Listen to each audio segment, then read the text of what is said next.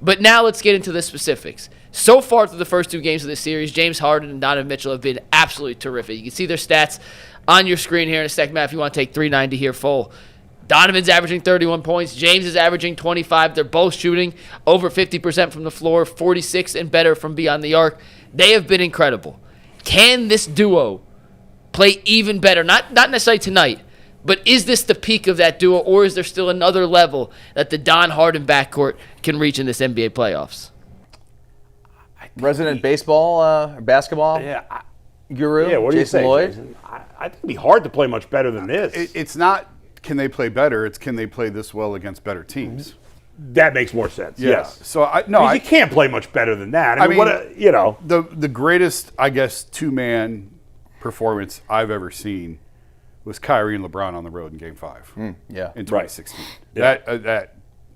What they score 80 something that they game. had 40. I think they had 41 it was each. over or 80. something like Yeah. that was. Yeah. That's not realistic to expect. No, that was no. like one of those you never see it again type thing. I remember I was watching at my brother's house, and they were that was the game. They were wearing the black jerseys, I think, for that game too.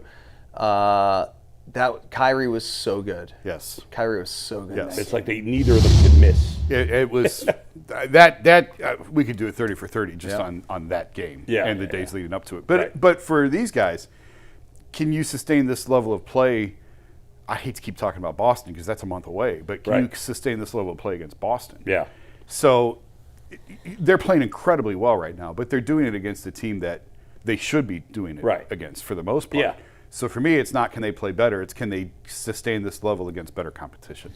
Yeah, Mike, if you guys could put that up, that graphic up again, I just want to look at it one more time when you get the chance. Because if you add the numbers together, what both guys have done. So they're averaging 56 points between them.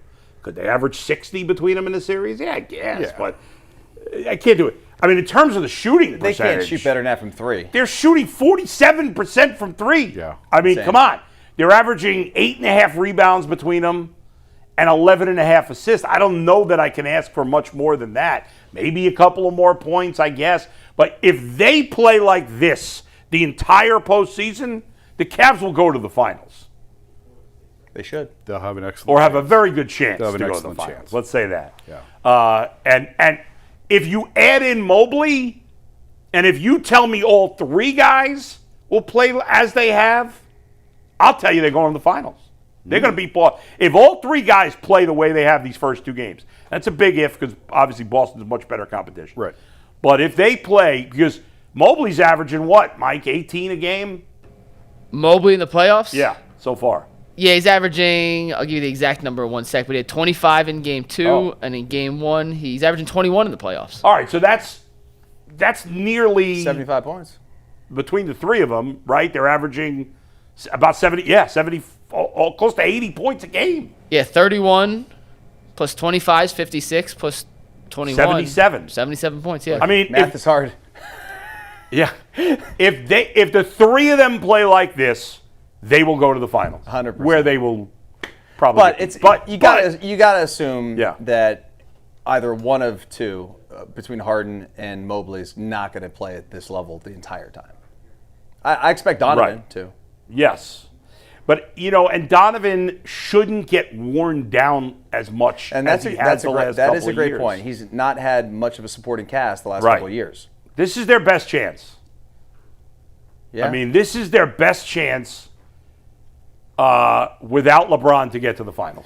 It's definitely taking a lot of pressure, I think, off of Donovan Mitchell. You know what I mean? Yeah. Like, you think about the weight of the world that's on Donovan's shoulders, or was on Donovan's shoulders, like last year going into these playoff series. Like, he knows, like, how much he has to give every night. Like, he doesn't have to come out guns blazing every single night and he have. can share that massive load He with. can ease his way into games. Like, he can Harden. figure out how to manage his moments where he wants to really use all of his energy, like he did in the final minutes in the fourth quarter there against the Raptors in Game 2 when he decided, I've had enough of this. He's had usage rates the last couple of years. He's had games in the high 40s and even low 50s, which is absurd.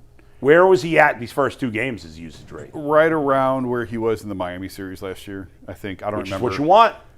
I think he's around 33-ish, I feel like. Is that what you want? That's the number you want, isn't it? That's not bad. Yeah. It's when you got these other guys out there, because that's how you keep him from. Totally honest, that's how you keep him from calf strains. Right. Like that's what's haunted him the last couple of years. Mm-hmm. And part of that is the overuse, where you have 4 guys standing around waiting for him to do something. And part of it is just it's smaller guys. The long course of the season, get beat up, and so he could go to 36, 37, 38 in the usage, but you want to keep him out of the 40s.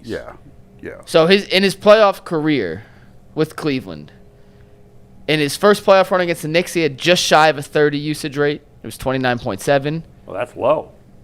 It's the lowest of his playoff career, was that first one. Then it was 34.3. Last year was 37.2. It led the NBA. And then so far through just two games at 33.5, which is right around where you want it to be at. Yeah. All right. So in terms of can they play better? Yeah. I think Jason nailed it. I don't think these two as a combo can play better. I mean, they can't shoot better. Maybe they have another assist or two. They're not going to shoot 47% But- from 3 No, from the playoffs. no. But it's can they continue this level against if- a better defensive backcourt, against a better defensive team in general? I know Toronto, the numbers say they're pretty good, but they're not playing Poto, who's their only rim protector, not a ton of rim protection.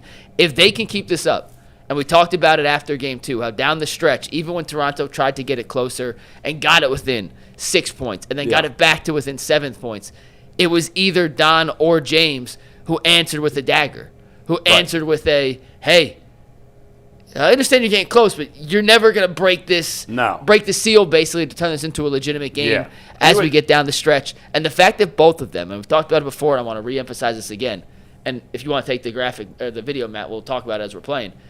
A lot of these are end of shot clock situations. And if these guys, Don and James, at the end of shot clocks can continue to get good looks and make some of these, this is end of shot clock right here, 2 hands in his face, you're going to win a lot of games if you're getting bailed out of bad offensive possessions by elite level shot making on the perimeter, like Don and like James can do on a consistent basis. I'll tell you something I haven't mentioned on the show. I mentioned it on our podcast, Dustin, on Tuesday. I don't know if it's in this montage. Remember the play was on the other side. It was on the other end of the court where James Harden, I don't remember if the shot clock was running out or not, but there was a play where James was like halfway between the three-point line and the midcourt stripe, and Barnes put his hand on James's shoulder, and the second he did that, Harden went up for the shot and got fouled. Like, that's such a high IQ basketball play. It's something you don't really think about. I don't have the video of it because it was a foul. But you remember the play, right? Yep. Like, no, you don't think about it. It's not something like you think. I'm like, that's so smart. And he knows he's not making the shot, but he knows he's going to. The second Barnes' arm went on his shoulder, he knows he's going to get fouled. He's done that for 10 years. It's such a smart play. Yeah. How many guys know to do that? Not that many. Maybe more than I think, but not. KD does it. Harden does it. Brunson does it. SG. It's the elite scorers. Right. Do you know why they have the confidence to do it? Yeah. If I'm just going to use a random example, right? If Dean Wade does that, and I know I'm using Dean, they might not call the foul or whatever. But not only they don't call it, but if they don't, because James had one in game 1 where they didn't call a foul and he hit the side of the backboard. Right. And he comes down and he's yelling at the ref. Yeah.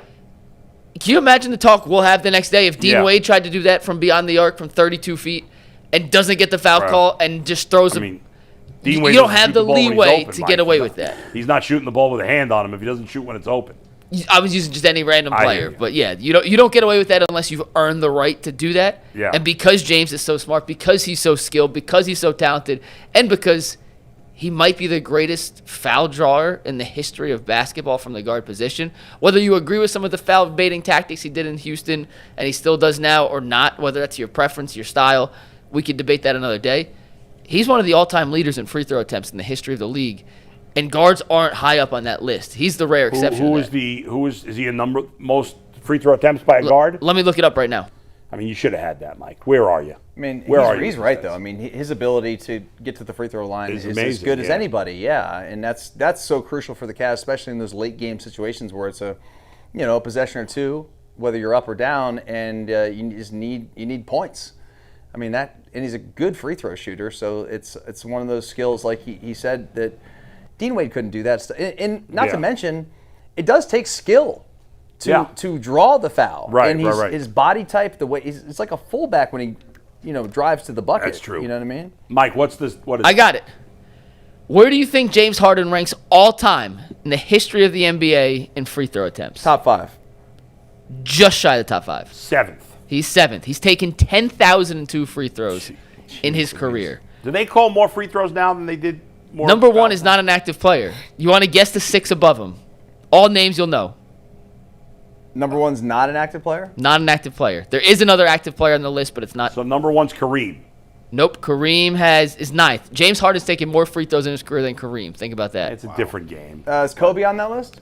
Kobe's number 6. Okay. And MJ? James Harden will pass Kobe in about 2 games. MJ? Well, no, they don't count postseason. Oh, good point. Yeah, MJ? No, MJ's 12. James Harden has more free throw attempts in his career than Michael Jordan. LeBron? LeBron's 2 overall. Number 1 is retired Karl Malone. Number 1, good call, Bull. No way. 13,188 free throw attempts. Good pull, man. I knew he was up there in the scoring list, and he played for a long time. Yeah, He but was number a big 1. guy. That's Here's your top 7. Wait, hold Malone, on. What have we guessed so far? You guessed 1, 3, 6, and 7. You're missing 3, 4, and 5. Is Shaq on that list? Shaq's number 4. It's a good one. Dwight Howard. Dwight Howard's 8. That's a good one. Elijah one? Elijah Wan is... He's not one of the... I don't know where he is, but he's not one of those. Okay. You're missing an obvious name and a tougher name. Robert Parrish. Nope. Patrick Ewing? Nope. Oh, that was a good one, Patrick. One's older, and one's kind of older. Older.